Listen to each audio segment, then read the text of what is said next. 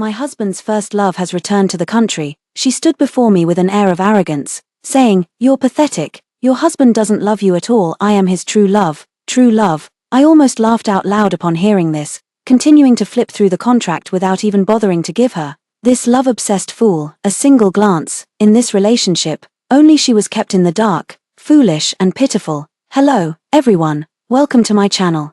Subscribe us to read wonderful stories every day. Now the story begins. My husband's first love has returned to the country, and the first thing she did was come to the company to find my husband. Right in front of me, she kissed Larry, like a delicate red rose. She loudly declared, "I'm back." I closed the data file and watched her cling to Larry like a koala, saying expressionlessly, "Well then, Mr. Larry, I'll report to you about the work tonight." After I finished meeting with the client, there was an uninvited guest sitting in the office. Frida looked me up and down with great interest and said arrogantly, "I know yours is a marriage of convenience. How pathetic. Larry doesn't love you at all." I looked at her with a faint smile. "Not as pathetic as you. Watching the man you love become someone else's husband." Frida paused, then glared at me angrily. "You'll get divorced sooner or later." She stormed out, slamming the door angrily.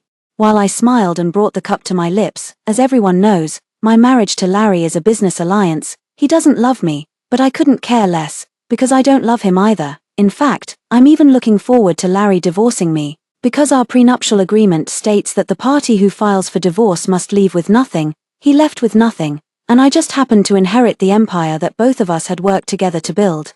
The hands of the clock gradually approached 12. Larry had not returned. I calmly removed my makeup and went to rest, without making a single phone call to him the entire time. When I woke up, Larry was already eating in the dining room. After a quick wash, I went to report to him the unfinished data from yesterday. He looked up at me, his dark eyes reflecting my image. "Aren't you curious about where I went yesterday?" I shook my head. "That's your freedom. I'm more concerned about whether we can secure this project in one fell swoop at next week's bidding meeting." Larry crossed his arms in front of his chest, his slender fingers interlocking as he smiled confidently. "Don't worry, this project is definitely ours." I nodded and opened my phone, intending to browse financial news, when I noticed that Frida had added me on WeChat. After accepting, she sent a photo, a picture of her and Larry hiking together yesterday. Frida, with her high ponytail, leaned cheerfully against Larry's shoulder, radiating youthful energy. "Did you see? Your husband spent the whole day with me yesterday." I silently saved the photo and then set her messages to do not disturb. Half an hour later, Larry and I appeared in the company's conference room on time. Also attending this meeting as an observer was Frida. Facing the department manager's puzzled expression, Larry cleared his throat and nodded to signal the start of the meeting. Larry quickly opened the PowerPoint and explained to everyone, "This bid requires 200 million. The company has 150 million on the books, and the remaining 50 million is sponsored by MS. Frida. Let's give her a round of applause to show our appreciation." Thunderous applause erupted, and Frida proudly lifted her chin. After the meeting ended, Frida took Larry's arm right in front of me, pouting and acting coquettishly. "Brother Larry, I've finally come back with great difficulty. Won't you come shopping with me, please?" Larry looked at me with an unclear meaning. I curled my lips and said, "Go ahead, mister." Larry should indeed spend some quality time with our 50 million. Frida's face turned bright red, and she stammered, For a long time, it's not my fault, really. It's mainly because her blush was applied too heavily today, almost like she was ready to perform in an opera." After working for a while, I opened my phone, and Frida's chat window popped up again. She had sent several more photos of her shopping and watching movies with Larry. I calmly continued to save them. If Larry and I ever face off in court, these will be my strong evidence. After working overtime and returning home in the evening, Larry was unexpectedly at home. When he saw me come up after washing up, he put down the book in his hand. "Giselle, how about we have a child?" I frowned at him. "Is your grandfather pressuring you again?" He took off his glasses and rubbed the bridge of his nose. "You could say that." I smiled faintly. "I'll talk to grandfather later and tell him we'll have children after the company goes public overseas.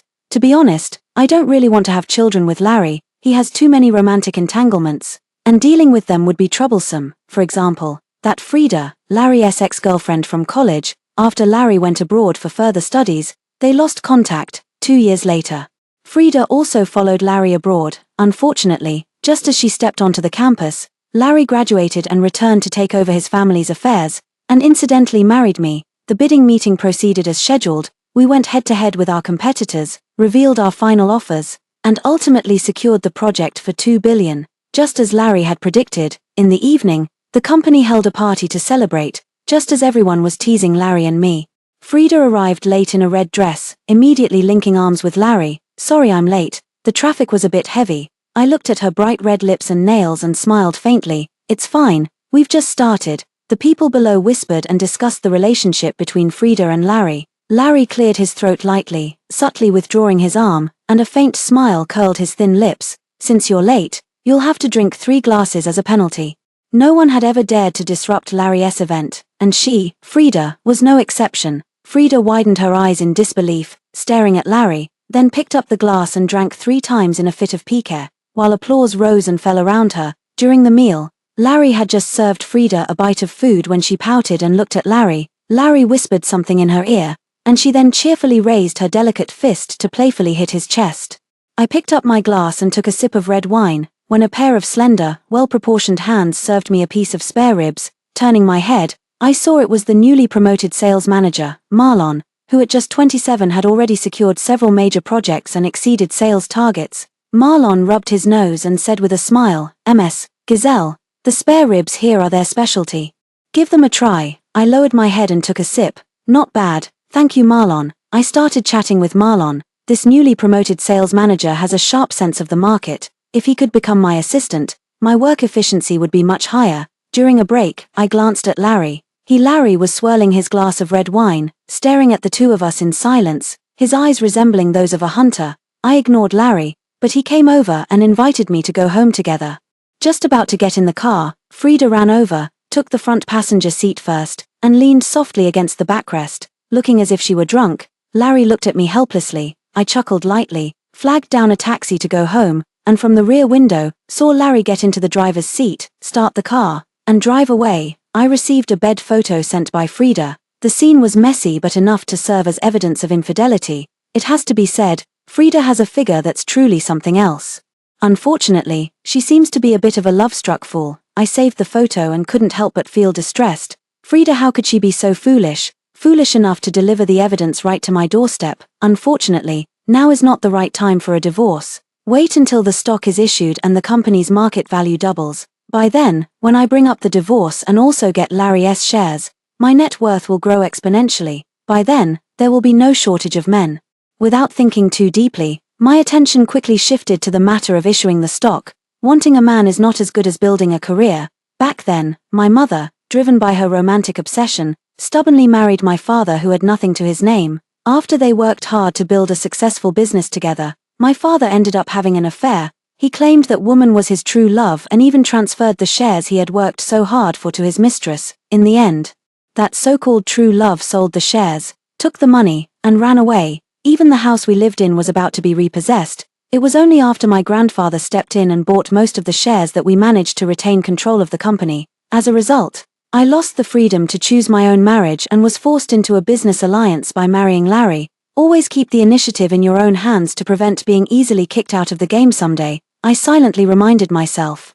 Ms. Gazelle, your schedule is free at noon today, let's have a meal together. Due to the stock listing matters, I had been on business trips for almost half a month. The day I returned to the company, Marlon came over. He had officially become my chief assistant, helping me arrange my daily schedule and assisting with my work. Half a month ago, Marlon had an argument with one of his subordinates, which I happened to witness. The subordinate, relying on his seniority, was defiant towards Marlon as the sales manager. Marlon, being young and hot-tempered, was so angry that his face turned red and his neck thickened. I walked over and helped Marlon out of the awkward situation. Marlon is reliable, so I've also entrusted him with handling some confidential documents. I've been quite busy this month with the stock issuance matters, and he's been working non-stop for half a month as well. It really is time to treat him to a meal as a reward. Thinking this, I curled my lips into a smile and said, "Then let's make it this noon. You pick the place." Looking at Marlon so full of vigor and vitality, I couldn't help but sigh with emotion about how wonderful youth is. Actually, Marlon and I are the same age, it's just that I've been groomed as the family heir since childhood. My parents have always taught me how to become a qualified leader, but they never really considered the issue of age. I also enjoy working. I've been flying around for the past month and haven't even returned home once. During this time, Larry did send me a WeChat message once, but I had a very late meeting that day and forgot to reply. At the dinner table, Marlon kept putting food on my plate. "Eat more, Boss, you've lost weight, thank you. You should eat too. While we were eating, Frida stormed over and splashed water in my face, then started yelling, "You bitch, I finally caught you. Where have you hidden Larry?" Marlon stood up and shielded me. "Who are you?" Frida pointed at Marlon's nose. "Are you blind? You don't even recognize me, your grandma." I pulled Marlon aside, nodding to reassure him. Suddenly gathering strength in my palm, I slapped Frida hard across the face, taking advantage of her stunned reaction. I raised my hand and slapped the other side of her face. "You." Frida covered her face, looking at me in disbelief. I rubbed my tingling palm. "That's the price for splashing water on me.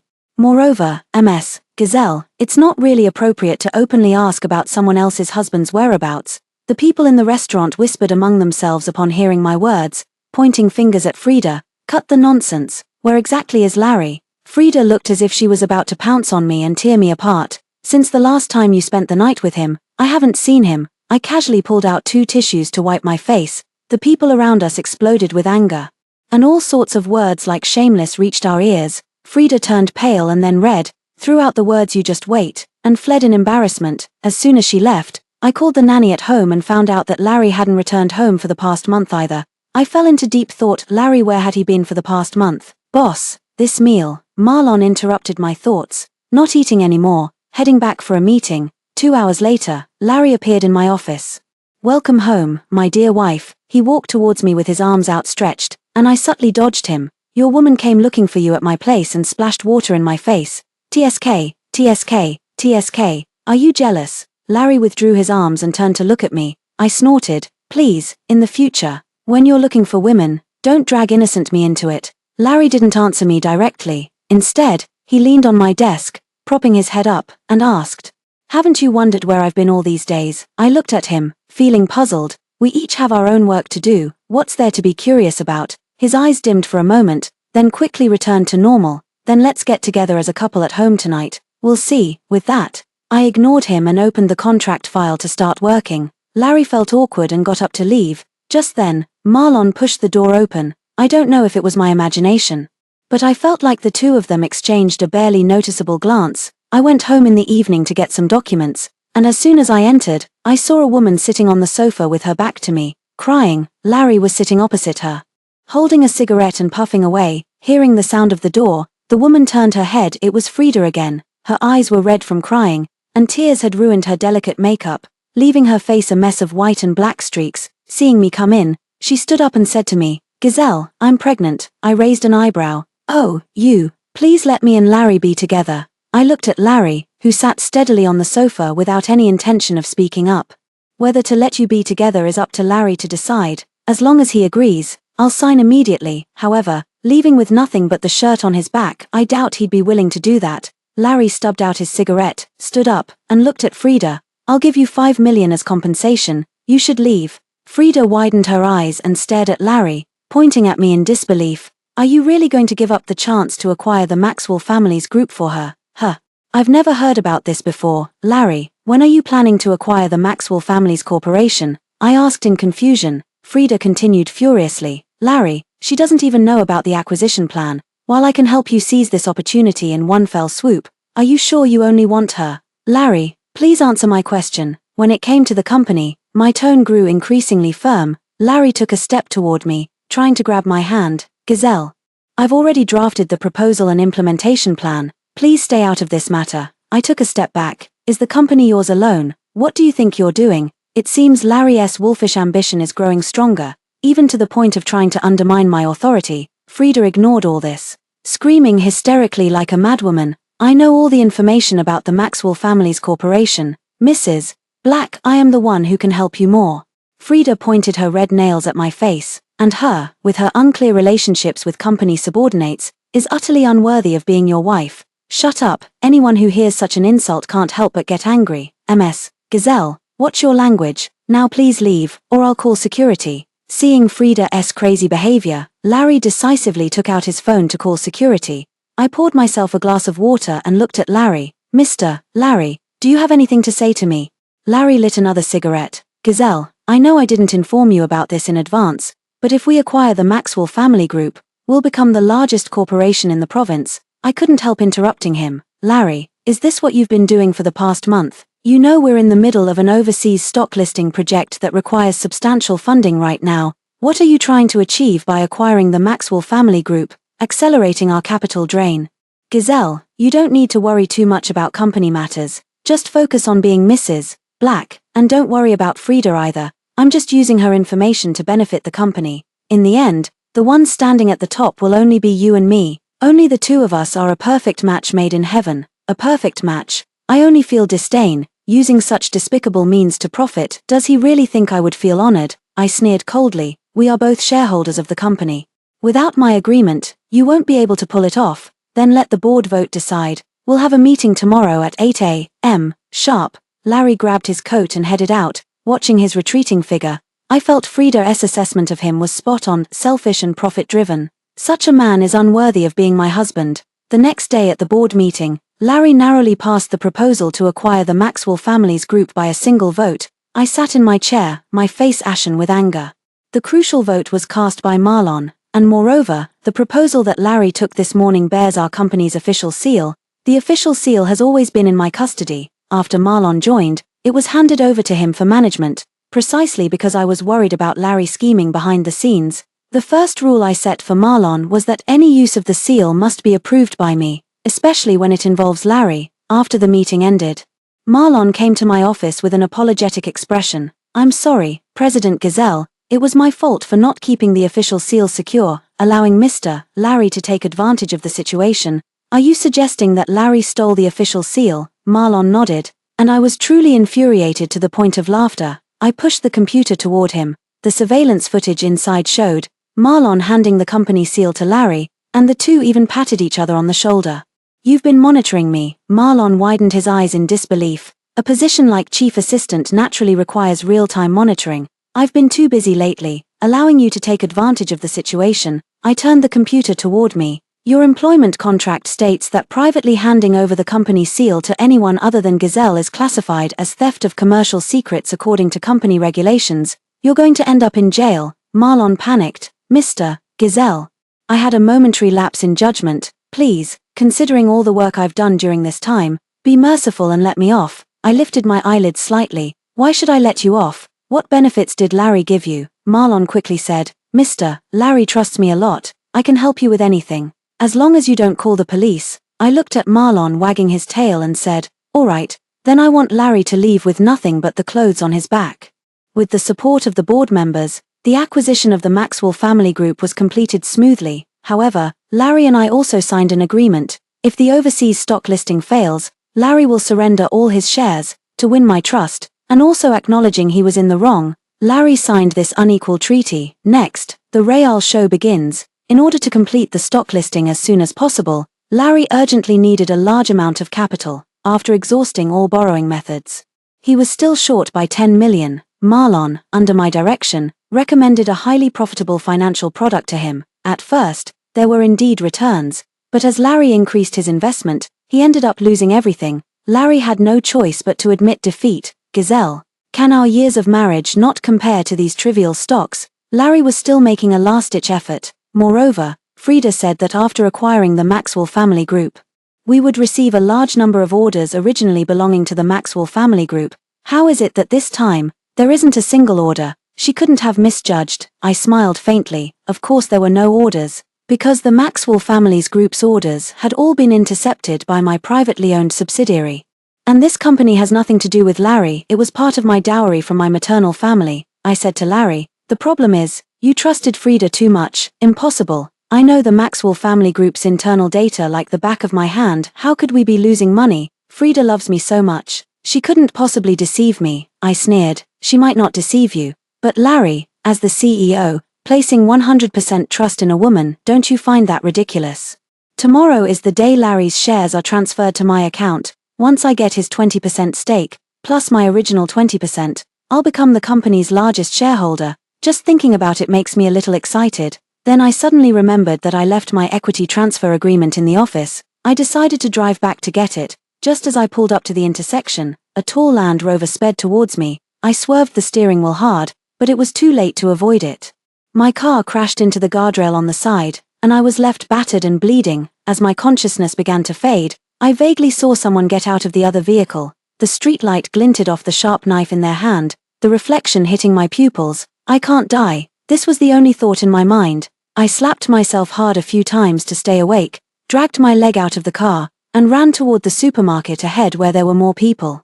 The person behind me was relentless in pursuit. Injured as I was quickly tackled to the ground. A sharp knife hovered right above my brow. I held his hand with all my strength, but the difference in strength between men and women was too great. Just as I was losing strength and thought I was going to die here, a patrolling police car noticed the commotion and rushed over. Seeing the situation turning against him, the man let go of me and fled. I was taken to the hospital, fortunately. There were no broken bones, but my head was cut open and my foot was swollen. Who wanted to kill me, Larry, Marlon, or Frida? After being discharged from the hospital, I went to Frida's place. To my surprise, she hadn't gotten rid of the baby. To her surprise, I was actually still alive. Because her first words were, "You're okay." Realizing she had let it slip, Frida suddenly changed her tone. "What are you doing here?" She glared at me and started to close the door. I shook the fruit I was holding. "I'm here on behalf of my husband to check on his mistress and child, and I'm not dead." "Disappointed, aren't you?" "I don't know what you're talking about." Frida, she guiltily avoided my gaze. "It seems my speculation was correct. She's one of those who wants me dead. I just don't know if there are any accomplices." Seeing Frida lacking confidence, I seized the opportunity to say, "It's just a divorce." "Right, that's easy to handle.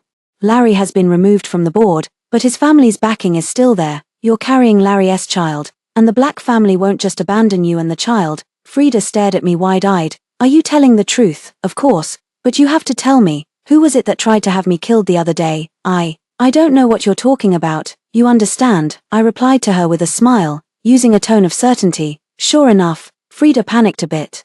Holding her stomach, she said, "I just wanted to teach you a lesson. Larry bribed the driver to kill you, and I only found out about it later." I narrowed my eyes. "Is that true?" "It's true. I have no reason to want you dead. Larry came to see me. He acknowledges this child." "Well, just as I suspected. Larry was driven to desperate measures and wanted me dead. Since we're not yet divorced, as my husband, he would naturally inherit all my shares, just like Larry, always finding a way.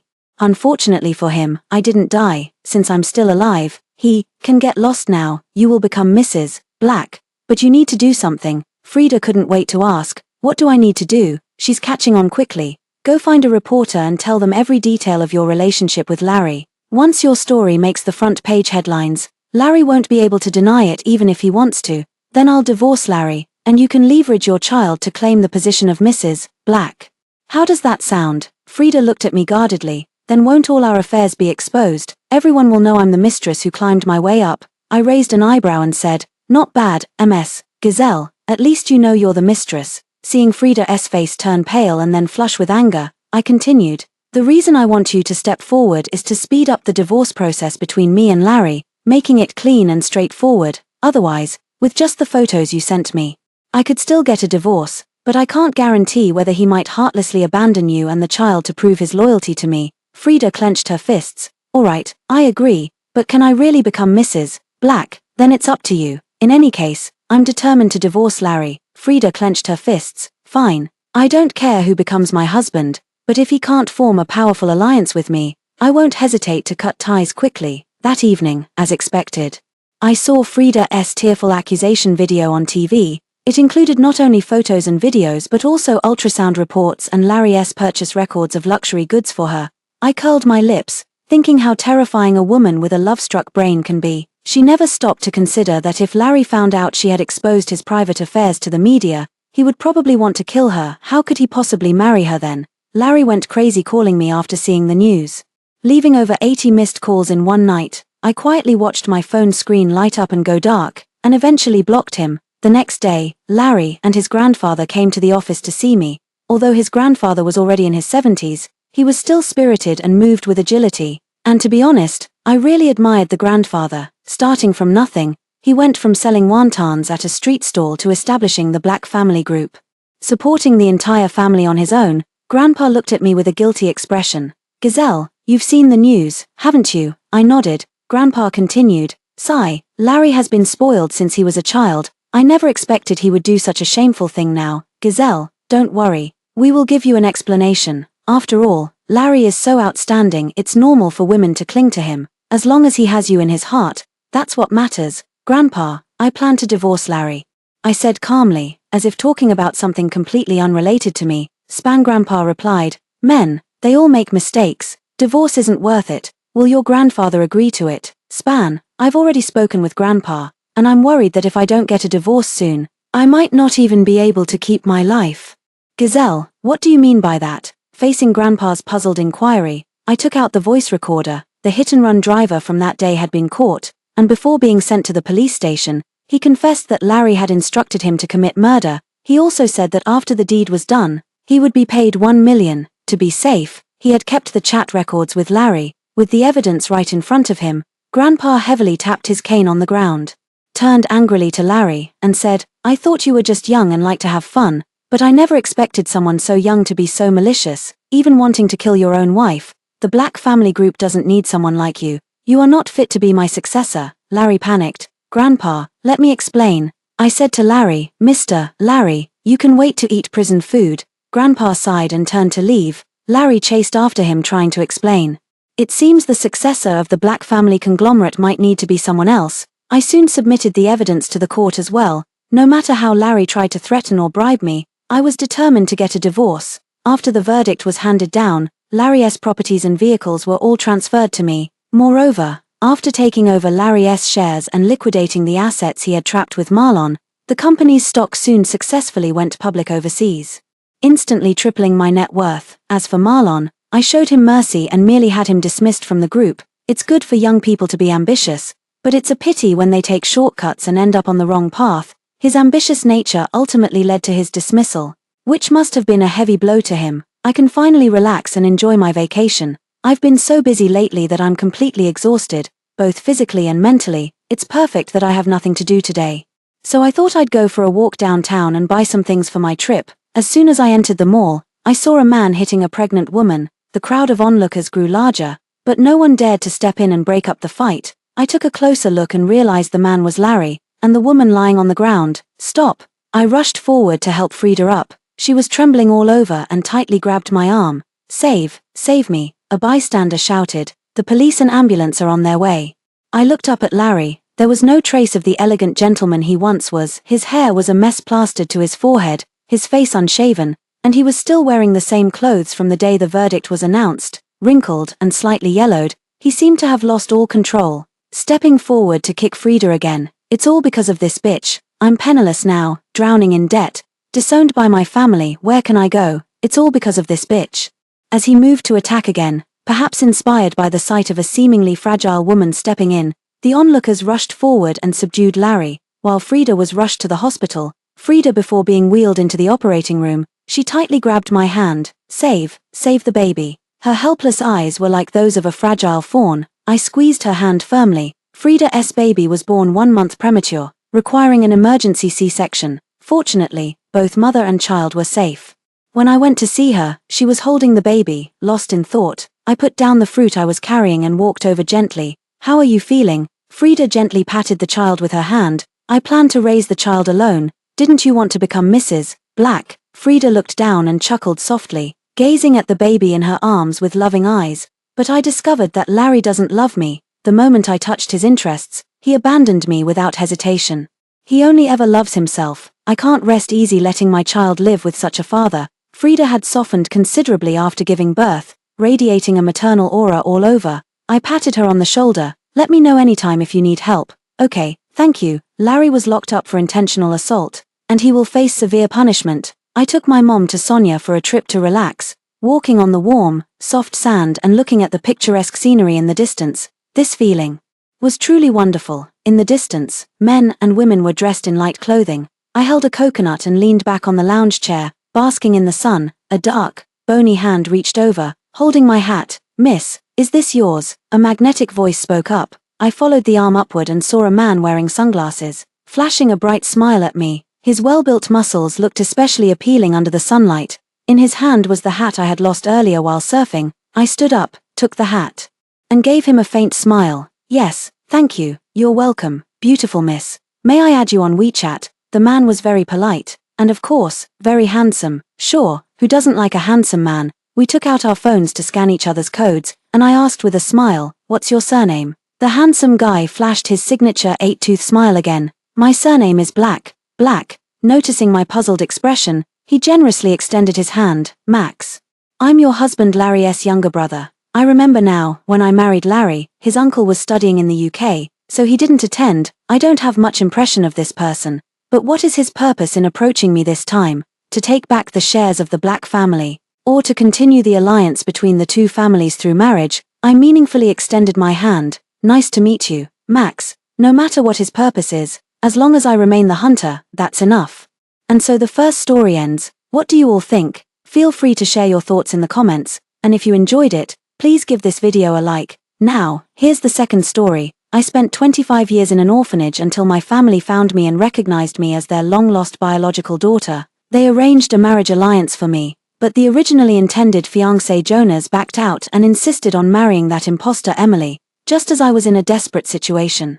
My longtime friend Hogan stepped forward, married me, and helped me out of the predicament. However, by chance, I overheard a conversation between my fiancé and my husband.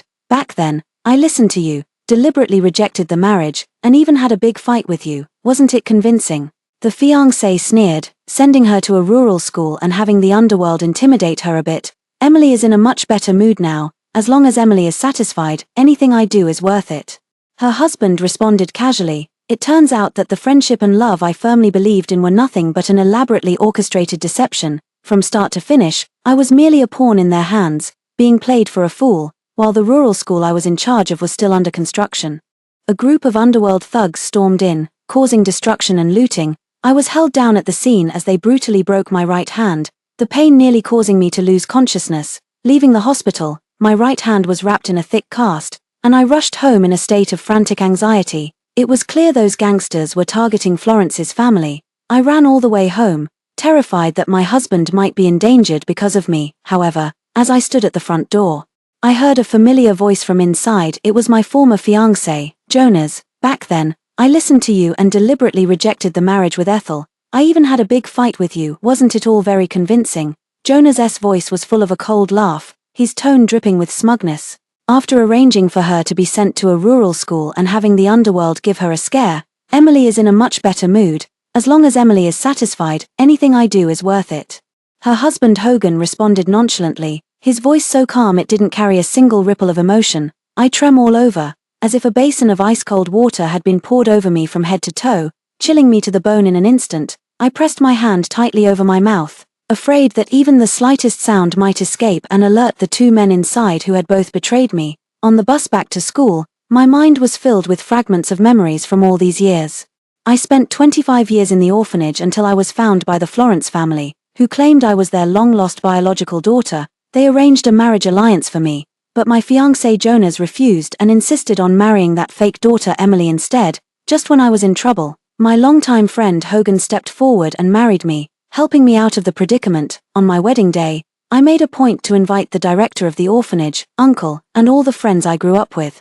Due to family connections, Jonas also attended, holding his wine glass. He sneered at me and uncle, the director, saying, "Oh, we're drinking Romani Conti, which costs 200,000 a bottle. Do you country bumpkins from such poor backgrounds even know how to appreciate it?" His tone was full of contempt. Uncle and the others were so embarrassed that their faces turned red. They awkwardly set down their glasses, unsure of what to do. At that moment, Hogan walked over to me and toasted to the dean. He said coldly to Jonas, "Isn't it just a drink? What's the difference between this and beer or soda? It's really low to belittle someone over such a trivial matter." Jonas was so choked up that his face turned red, and he immediately threw a punch at Hogan. The two of them started fighting fiercely, even tearing their custom-made suits. In the end, it was my parents who came out to mediate and pulled them apart.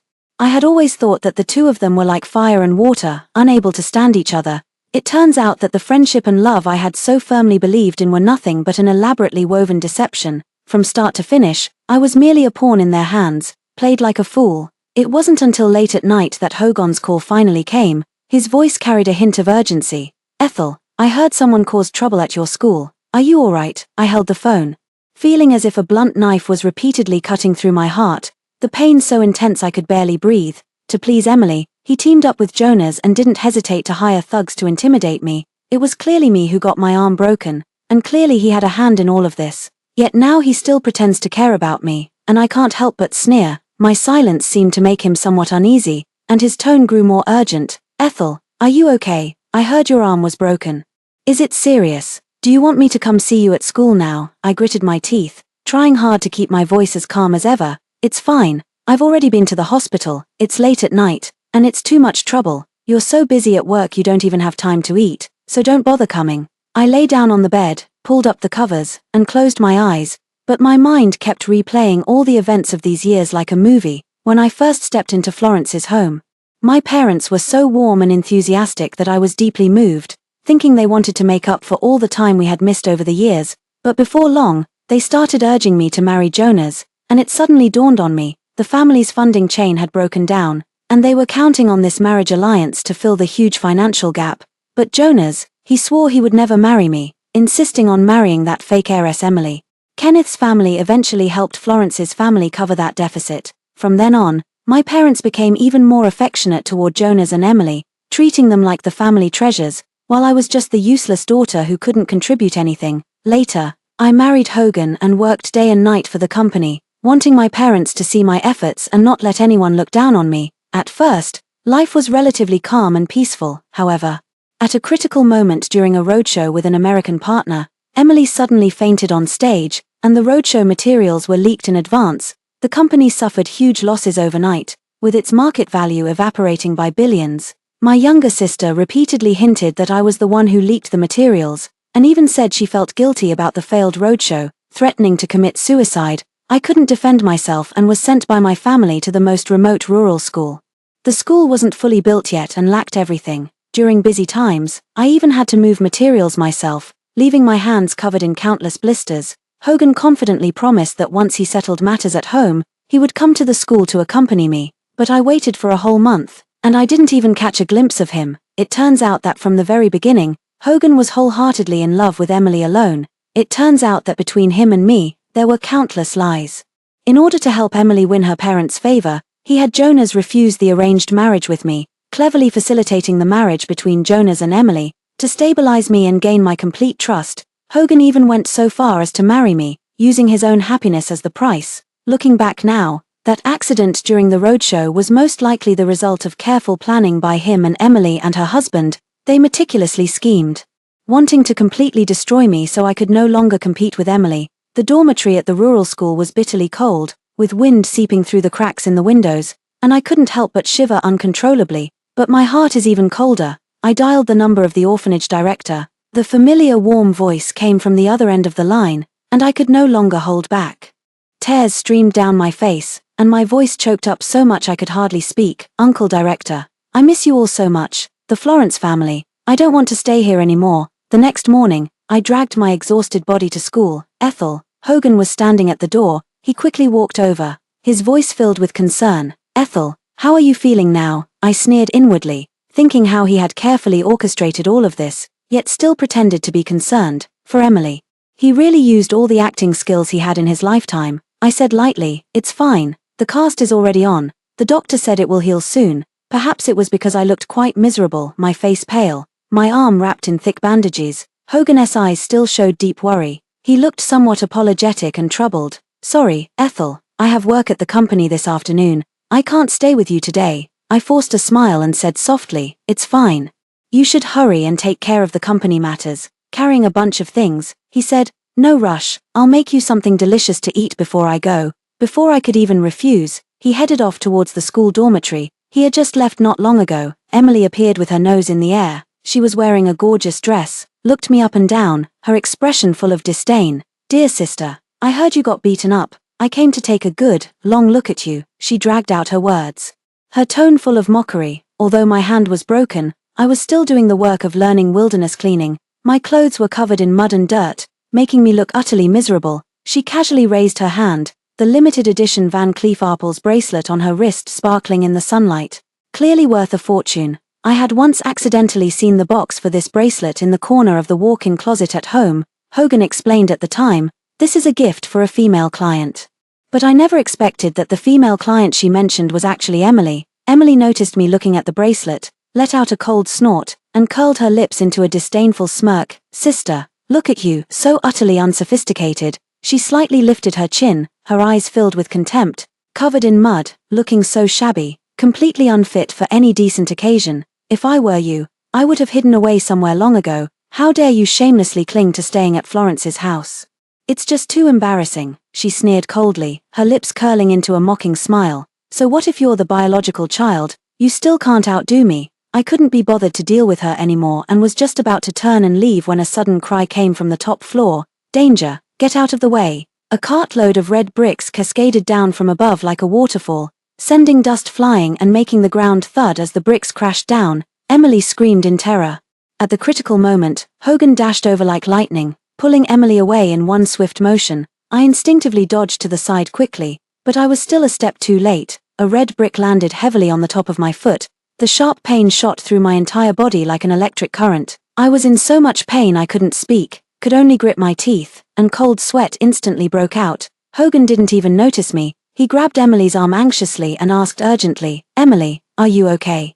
Emily gasped, a pained expression on her face, her voice carrying an exaggerated tremble. "Brother-in-law, it hurts so much. I think I've sprained my ankle." Hogan glanced at me, a flicker of complex emotion in his eyes. "Ethel, your sister is injured. It's urgent. I'm taking her to the hospital right away. I'll come see you tomorrow." After saying that, he didn't bother with formalities, directly supporting Emily and left without looking back. I stood amidst the scattered bricks and dust, the pain in my foot making it almost impossible to stand steadily. Looking down, I saw a pool of blood seeping through my shoe, the bright red blood starkly vivid against the dim, grey ground. The next moment, I could no longer hold on, my body swayed violently, and I collapsed to the ground. The school teachers were terrified. They helped me into a car and rushed me to the nearest clinic.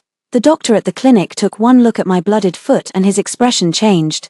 "The injury is too severe, you need to get to a city hospital immediately." The teachers hurriedly sent me to the city hospital. I only felt a grey haze before my eyes, my consciousness gradually fading until I finally sank into darkness. I was unconscious for a day and a night. When I woke up, I found myself in a white hospital room. The doctor stood by the bed, his face filled with helplessness and regret, sighing and shaking his head. "It's too late. The injury to your foot is too severe. And we can no longer save it. We had to amputate half of your foot. We've been trying to call your family, but no one answered." The situation was critical, so we proceeded with the surgery. The hospital director, who had rushed over upon hearing the news, stood at the doorway just in time to hear the doctor's words. His lips trembled, but no words came out. He simply wiped his tears in silence. I struggled to reach for the phone by my bedside. The screen was filled with messages from Emily. "Sis, our whole family is going to Europe for the new year. It's not convenient for you to come along from the countryside, so just focus on your schoolwork. Mom and Dad said my birthday is coming up, and they're going to buy me a big house in Europe as a birthday gift." In the photo, Emily is holding a champagne glass, wearing an expensive evening gown, standing on a luxury yacht with the azure sea and clear sky behind her, surrounded by her parents, Jonas and Hogan.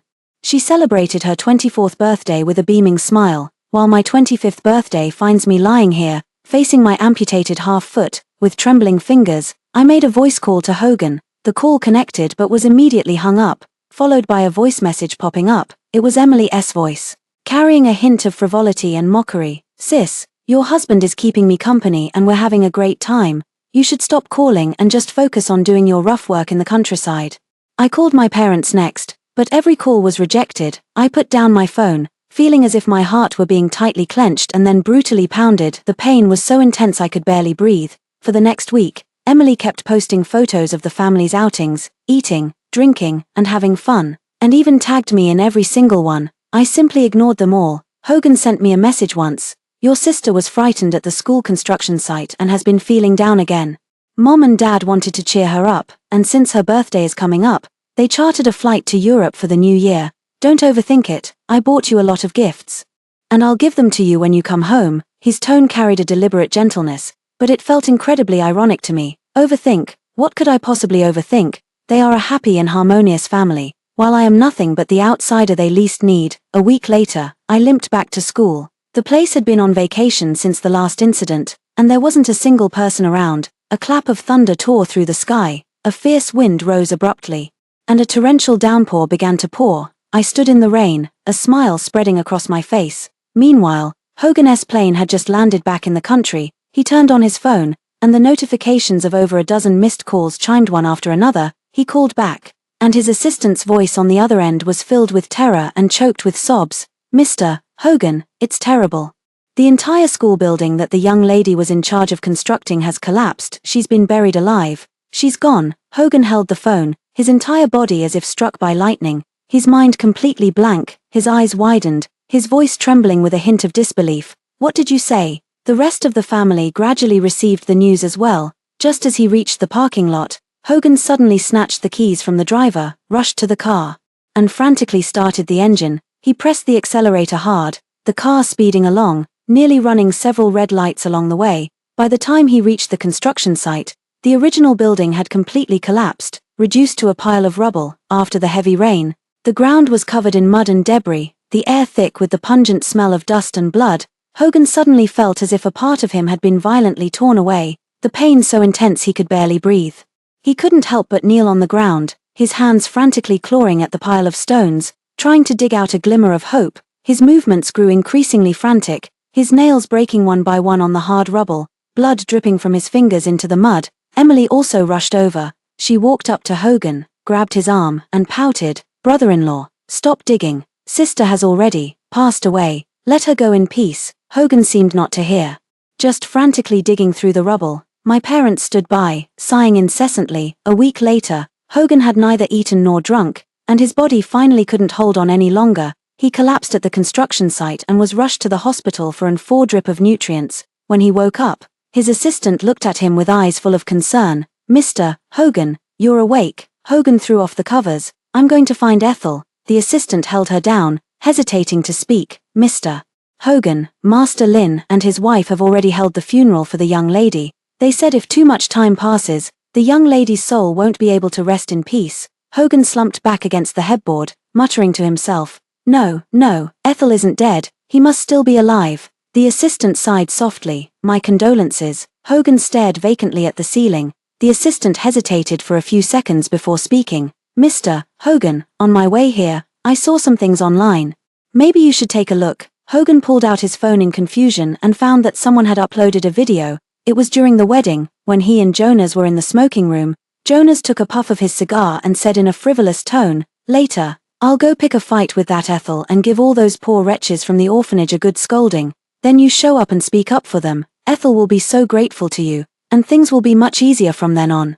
Hogan remained silent for a moment, then said softly, "All right, if doing this can help Emily." Jonas snorted coldly. "Emily is having so much fun outside. I have my own reasons for marrying her. From now on, she can do her thing, and I'll do mine. If you two want to sleep together, just don't let me see it." Hogan's face instantly turned grim. "I don't have that kind of thought. I only wish for her happiness." Jonas sneered, a man in his 20s or 30s, acting all innocent. All right, I'm heading out first. Remember what I said. Make sure to show up at the right moment." This video instantly exploded across the internet, causing an uproar among everyone. Florence's home. The two sons-in-law of the group turned out to be such people. One enjoys fooling around with mixed-race young models outside, while the other has improper intentions toward his sister-in-law. The Florence family was instantly plunged into a massive public controversy, with their stock prices plummeting and criticism pouring in from all sides. By the time I heard this news, I was already in the southernmost city of the motherland.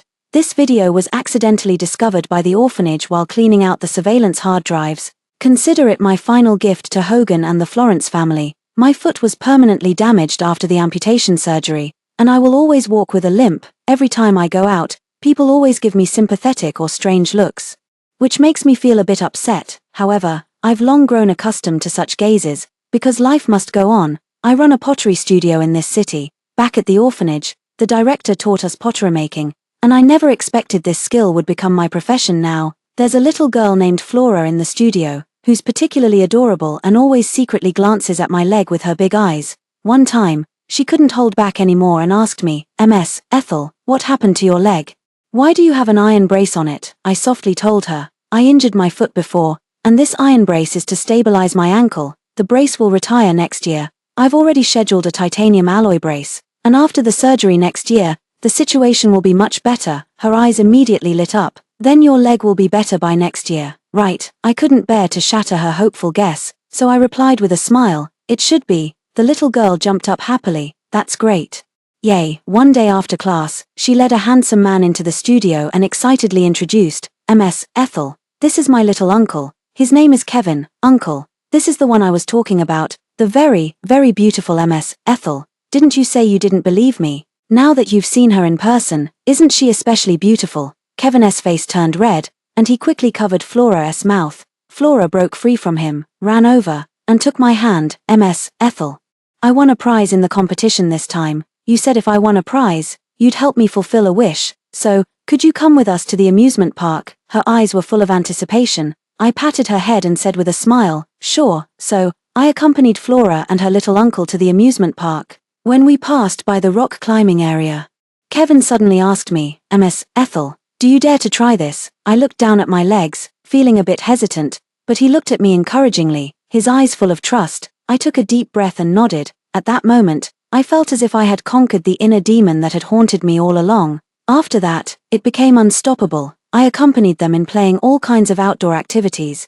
During a follow-up checkup, the doctor looked at my leg and remarked with emotion, your foot is getting better and better. Once, while playing an escape room, I was so scared that I instinctively hid beside Kevin. He shielded me behind him, his voice low. Ethel, would you be with me? Flora, she says she likes you very much. I asked softly, what about you? I like you too, he answered solemnly. In the darkness, I could feel my breathing becoming slightly rapid. If there were any light, he would definitely see my burning, flushed face. I need to be serious with you, I said earnestly. Kevin, I feel it's necessary to confess some things from the past. When we stepped out, I held his hand tightly, as if grasping a long-lost warmth. In that moment, the parts of my heart that had once been broken and desolate seemed to sprout oases anew. For a while, I came across news about Hogan and Emily online again. Emily and Jonas succumbed to the pressure from online public opinion and filed for divorce. But Emily never expected that Jonas had an ulterior motive from the very beginning of their marriage. Jonas's family had long coveted the struggling Florence family and sought to take them over. After marriage, Jonas gradually stripped the Florence family's conglomerate of its power. He quietly took back all the money he had previously invested and made off with the remaining assets of the Florence family as well. Emily and Jonas got nothing when they went through their divorce proceedings. After losing everything, my parents and Emily had no choice but to move into a relocation housing unit, crammed together and living in utter destitution. Less than 2 weeks later, Emily got fed up with my parents nagging and heartlessly kicked them out onto the streets. Meanwhile, Hogan had already left Florence's house after my funeral, vanishing without a trace. On the first anniversary of our relationship, Kevin and I were walking hand in hand by the river, watching the fireworks. Ethel. A furious voice suddenly called out from behind. I looked up and saw an unexpected person standing before me. Emily's eyes were filled with endless hatred, as if they were about to spit fire. So it's you, Ethel. I knew you weren't dead. How dare you fake your death? You bitch, Emily roared, her voice filled with rage and resentment. Ethel, do you have any idea you've destroyed the entire Florence family? Her hair was disheveled, her complexion sallow, and she wore an oversized t-shirt stained with grease and dirt, looking utterly wretched. I sneered and retorted, destroyed? You're the one who schemed tirelessly to marry Jonas, and you're the one who plotted to send me to that rural school where I got beaten. Florence family's downfall is your doing. What does it have to do with me? You're just getting what you deserve. Enraged by my words, her gaze fell upon Kevin, and a look of understanding crossed her face. Well, instead of staying with your husband at home, you've found yourself a new lover. Ethel, you really are a slut. I glared at her, my tone icy cold. Say one more word, and I'll tear your mouth apart. Emily didn't know when to stop, and her words became even more outrageous. Little handsome, can this Ethel satisfy you? Is she as boring as a dead fish in bed? Why don't you be with me instead? I know way more tricks than she does. I couldn't take it anymore and slapped her hard across the face. Ethel, what are you doing? I turned around and found my parents standing behind me. They were also dressed in rags, their eyes still filled with disgust for me. I snorted coldly. What am I doing? I'm teaching this idiot a lesson. My mother was furious. You need to apologize to Emily right now. Kevin patted my shoulder and said softly, Ethel, don't get angry with fools. Let's go. Emily blocked my way, and I yelled at her, get out of my way. My mother shouted loudly. How could I have a daughter as ungrateful as you? How could I have given birth to such a wicked child? I smiled self-deprecatingly and said, do you still consider me your daughter? When I was hurt, where were you? You were having so much fun traveling in Europe. My father glared in fury. You ungrateful daughter. What kind of outrageous attitude is this? Apologize to your mother and your sister right now. I struggled to hold back the stinging tears in my eyes, my voice trembling as I said, "Yes, 26 years ago, you gave birth to me, but you abandoned me in an orphanage. For over 20 years, I managed just fine on my own. It was you who begged and pleaded for me to return to the Florence family, promising to make it up to me, and what happened? You forced me into a marriage alliance, then kicked me out to the countryside without even hearing my side of the story. When I became disabled, you didn't care in the slightest. Is this what you call making it up to me? Emily can do no wrong in your eyes, you always forgive her, no matter what. But what about me? Where were you when my foot was amputated? Search your hearts, have you ever truly treated me as your own daughter?" Emily suddenly changed her expression, looking aggrieved as she choked out, "Sister, I know you think I stole Mom and Dad's love from you. You hate me, but you can't willfully destroy the Florence family." I burst into laughter and said mockingly, "All right, Emily, stop pretending. All these years, how many underhanded tricks have you played behind my back, fanning the flames, framing me? Wasn't it all for the Florence family fortune? You've schemed so hard, thinking you could manipulate both Jonas and Hogan like puppets, and now, the destruction of the Florence family is entirely your doing." I turned my gaze to Mom and Dad, my expression cold and resolute as I declared, I never wanted to compete with Emily for anything. I don't care at all about the Florence family's wealth. From now on, we have no relationship whatsoever. After saying that, I took Kevin by the hand and turned to leave. Behind me, Emily's voice was filled with rage. "Ethel, you damn bitch, go to hell." Before the words had even finished, she suddenly rushed forward and pushed me, shoving me into the busy street filled with traffic. My body had no time to react, and I closed my eyes in despair. However, at that very moment, a tremendous force suddenly pushed me aside. Staggering a few steps, I opened my eyes in shock and saw, in the middle of the road, Hogan lying there covered in blood. His body was motionless, but his eyes were fixed tightly on me, his mouth repeatedly murmuring, "Ethel. Ethel." Emily panicked at the sight and immediately took off running. My parents, equally frantic, hurried after her. An ambulance soon arrived and rushed Hogan to the hospital for emergency treatment. 3 days later, Hogan woke up. When he saw me, a flicker of surprise flashed in his eyes. And then they reddened. "Ethel, you're still alive. That's great." I never expected to reunite with Hogan under such circumstances. After the doctor finished rounds, he told me that Hogan wasn't seriously injured. "Ethel, how have you been during this time?" Hogan spoke weakly, his voice slow and frail. He quickly glanced at the pottery class advertisement lanyard hanging around my neck. Looking into his reddened eyes, my heart was filled with mixed emotions, and I replied softly, "Yes, I'm doing well." He looked at me pitifully, his voice trembling with a hint of tears. "But I haven't been well since your accident.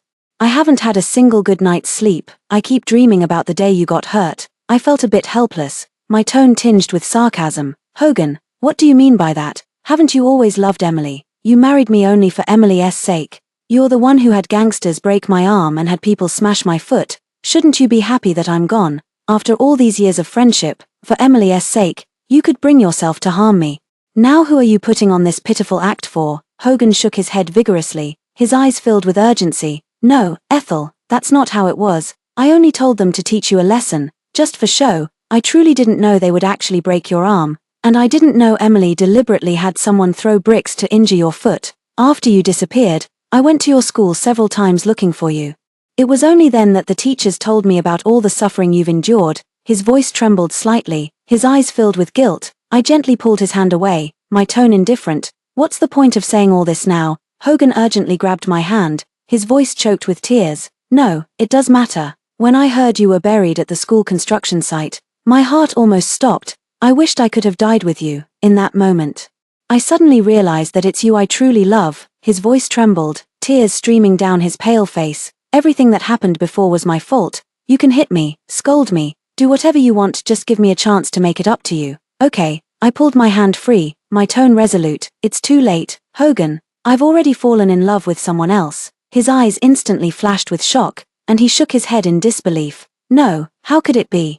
How could you possibly love someone else? Ethel, are you deliberately lying to me?" However, soon a trace of relief appeared on his face again, as if grasping at the last shred of hope. "I know, you're just too angry with me and said that on purpose. Right, I was wrong. I truly know I was wrong. Let's start over. Okay, I'll change. I will definitely change." Looking at his fragile and humble appearance, I felt not a single ripple in my heart. "Take good care of your injuries, I'm leaving." Behind me, Hogan let out a barely audible sob. His voice was filled with sorrow and regret, drifting in the wind, sounding especially mournful. Unexpectedly, Hogan hadn't given up. A few days later, he appeared at the studio door. His eyes were fixed intently on me, as if afraid I might vanish the next second. "Come in and sit for a while," I said to him. His eyes instantly lit up, and he carefully stepped inside, taking the initiative to start a conversation. "Ethel, you always liked these things before. I never expected you to open a studio now," I responded indifferently. "Yeah, before, in order to gain my parents' approval, I worked day and night at the company. It was too exhausting. Now, I don't care about their opinions anymore. I just want to do things that make me happy." He was silent for a moment before speaking slowly. "All your things at home are still there, Ethel. Come back home with me. Okay, let's start over." His eyes were full of anticipation. "We've known each other for so many years. Our lives have long been marked by traces of each other that can't be erased. I can't live without you, Ethel. Forgive me, please." At that moment, someone tapped on the windowpane outside. I looked up and saw Kevin holding a large bag of snacks, smiling at me as he said, "I'm going to pick up Flora from school. Since you have a guest, I won't come in." I returned a gentle smile to him. Hogan's face instantly turned pale, and he spoke urgently. "Ethel, is it because of him that you don't want to reconcile with me? Whatever he can give you, I can give you all of it. If you like a carefree life, we can move to a place with beautiful scenery and live freely." I forced a smile, but my tone was firm and calm. "Sorry, Hogan, our marriage was filled with lies and schemes from the very beginning, which is why it ultimately fell apart. Now, times have changed, and I no longer love you. If you still cherish even a little of the affection we once had, then from now on, don't come looking for me anymore. Let's preserve some dignity." Hogan's face instantly fell, his lips trembled slightly, and in the end, he buried his head deeply in his arms, his shoulders shaking gently. After that, Hogan never came again, but he sent many master-level pottery pieces through others. The next time I heard news of him, I learned he had already become a monk at JY Mountain. A few months later, I received a call from an unknown number. "Hello, your parents are living under the overpass. They got injured in a fight with someone. Could you please come here?" I rushed over to find out what had happened. It turned out that Emily, having lost her status as a wealthy heiress, had become completely disheartened and spent her days drinking at the bar. It was there that she happened to see Jonas passionately kissing his new lover. She remembered how Jonas had embezzled all of Florence's family's assets and, overwhelmed with rage, lost her composure. She grabbed a fruit knife from the counter and charged at Jonas, but in the chaos, she accidentally stabbed the foreign model standing beside him. The female model collapsed on the spot and died instantly. Emily was consequently arrested, sent to prison, and sentenced to death. When my parents learned of Emily's death, they nearly had a mental breakdown and began wandering the streets all day long. I sent them to a nursing home and paid for 50 years in advance. This is probably the last thing I can do for them. From now on, the Florence family has nothing more to do with me. On the day Kevin and I got married, the director of the orphanage and many old friends came to attend. Everyone sat together, drinking beer, singing songs, reminiscing about childhood fun, and cheering for our happy life. After marriage, Kevin and I started a ceramic company together.